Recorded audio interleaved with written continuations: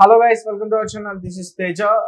అయితే జగన్మోహన్ రెడ్డి గారు ఓడిపోవడానికి బలమైన కారణాలు ఏంటి? ముఖ్యంగా షర్మిల గారు ఉసురు తగిలిందని చెప్పేసి కొంతమంది అంటున్నారు, లేదు తల్లి ఉసురు తగిలిందని చెప్పేసి అంటున్నారు, లేదు తిరుపతి దేవస్థానం మొత్తం కూడా జగన్ వచ్చిన తర్వాత అపవిత్రం అయిపోయింది, ఆ ఉసిరే వెంకన్న బాబు గారు ఉసిరే తగిలిందని చెప్పేసి అంటున్నారు.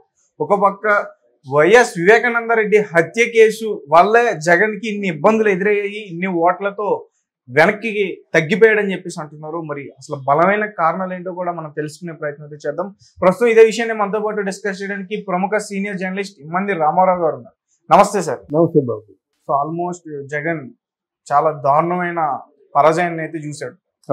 సో చాలా మంది ఉసురు తగిలింది ఇంకా చాలా చాలా చెప్తున్నారు. సో మీరేం చెప్తారు వాటి గురించి?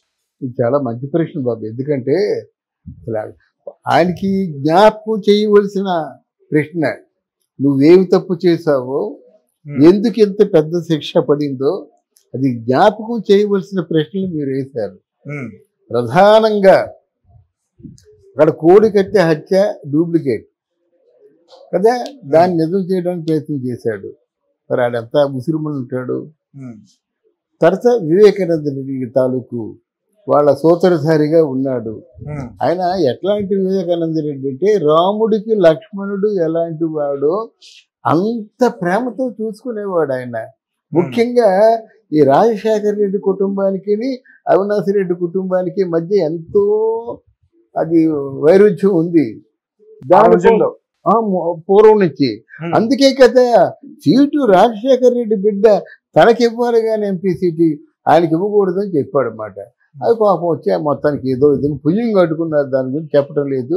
ఆయన చేసిన దారుణం అని పైనకి వాళ్ళ ఏకైక కూతురు సునీత దిక్కులైన పక్షిలా ఢిల్లీ అంతా తిరిగింది. తర్వాత నిజాలు గ్రహించి షర్మిల కూడా గ్రహించింది.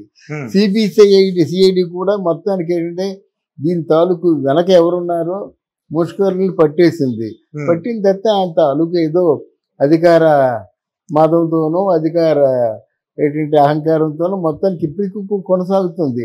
అయితే చేసిన పాపం వాళ్ళ ఉసురు తగలదా ఒకటి. రెండోది మామూలుగా ఒక నానుడి మన ఇంటి ఆడబిడ్డ కంట నీరు పెట్టినట్టయితే ఆ కుటుంబం ఎత్తిరల్లదు.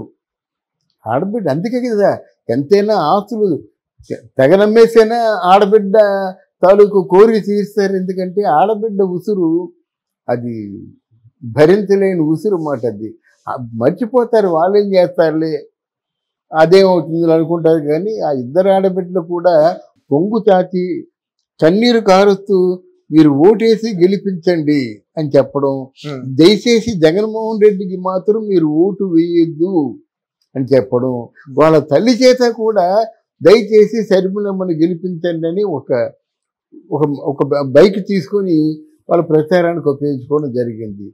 అదొకటి అయిందా. కానీ ఒకటి ఇక్కడ షర్మిలమ్మ అన్నకు ఓటు వేయద్దని చెప్పింది, కానీ తను కూడా గెలవలేదు కదా. గెలవలేదు, అది వేరండి. ఇప్పుడు ఆయన ఇచ్చేసారేంటి, ఈవిడ ఇచ్చేసారేంటండి. ఆవిడ జీవితం అంతా అన్నయ్య కోసం ఖర్చు పెట్టేసి పూర్తిగా డిస్కార్డ్ అయిపోయింది. క్రిస్టియన్ భాషలో ఏమంటారంటే ప్రోడిగల్ సన్ అంటారన్నమాట. ప్రోడిగల్ సన్ అంటే ఏంటి, తప్పిపోయిన గొర్రె పిల్లల అయిపోయింది ఆవిడ జీవితం.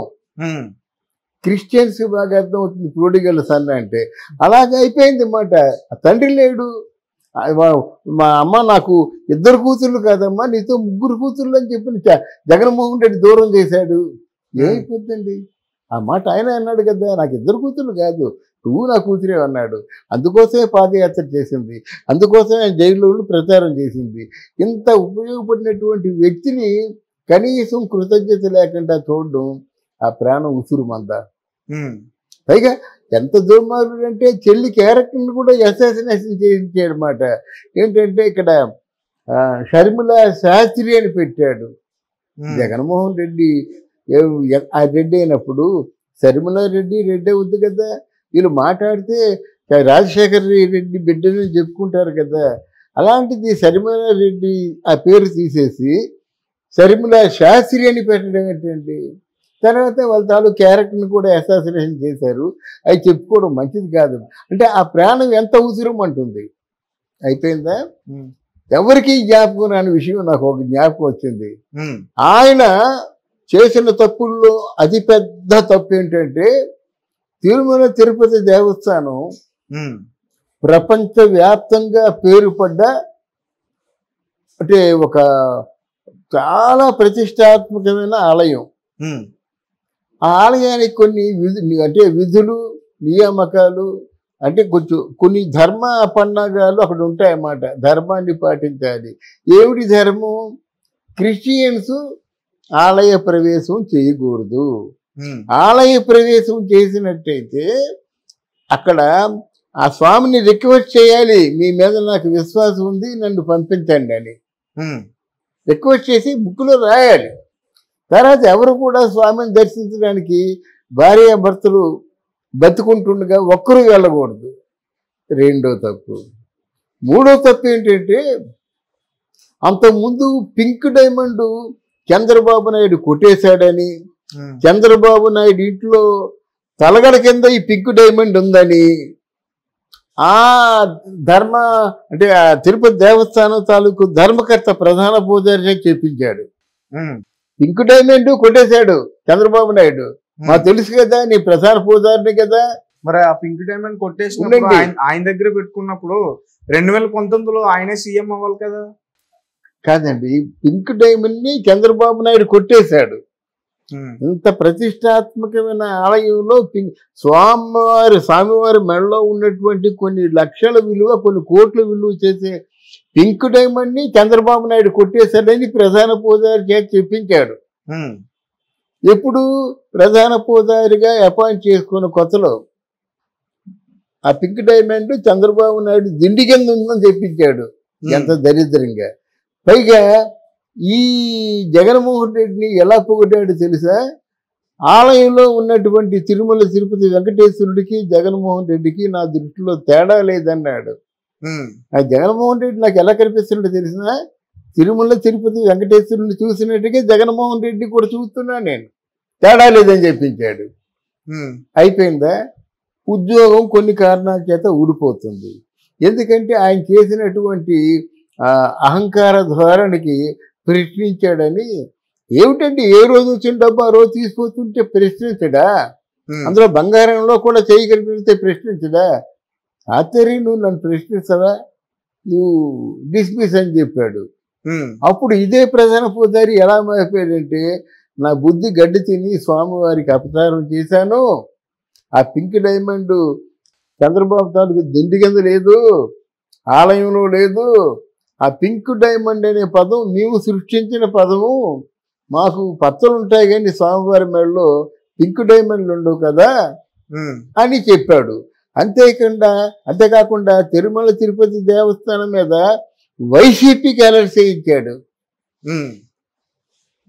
లైట్స్ రంగు ఉంటుంది కదా, ఆ వైసీపీ కలర్స్ వేయించాడు.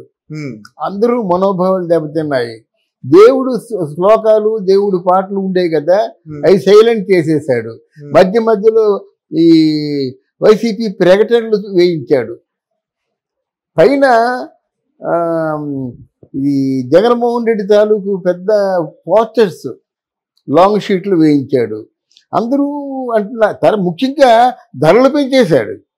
అంటే 100 రూపాయలకు వచ్చే రూమ్ ఈరోజు 1700 రూపాయలు. భక్తులు ఎంత ఇబ్బందులు పడుతుంటే అంత ఇబ్బందులు పడుతున్నారన్నమాట. దానికంటే ప్రధానం ఏంటంటే ఈరోజు గుడిలో పనిచేసే వాళ్ళలో 60 మంది అన్యమతస్థులు కొన్ని ఉంటాయి కదా. ఇప్పుడు మన తిరుమల తిరుపతి దేవస్థానంలో హిందువులు ఉండాలి, అక్కడ చర్చిలోనూ క్రైస్తవులు ఉండాలి. మతం గురించి మాట్లాడడం లేదు, మతాతీతంగా మాట్లాడుతున్నాను.